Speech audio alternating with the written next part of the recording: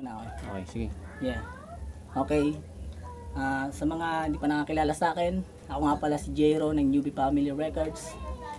Shoutouts nga pala sa Pearls Pro Music, kay Slade One at sa mga kasamahan niya.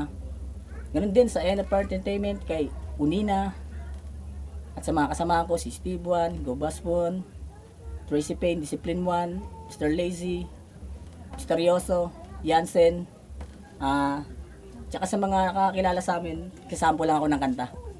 Yeah, pakinggan natin to. Okay, wala si Discipline One actually, kasama ko siya sa kanta na to. Yeah, pakinggan natin to.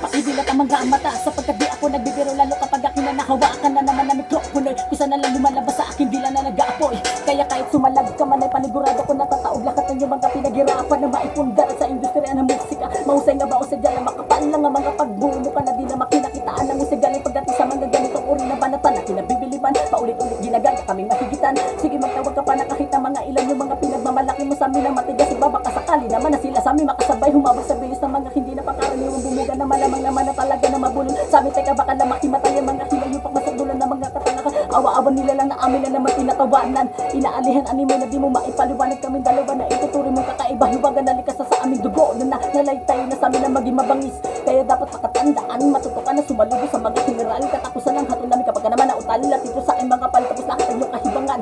Sa makatubig kahit na nga na umidad ka pa dito sa larong pinasukan na hindi nakataka-taka kung bakit di mo pa rin magawang sumabay kasi nga puro lang kahambugan.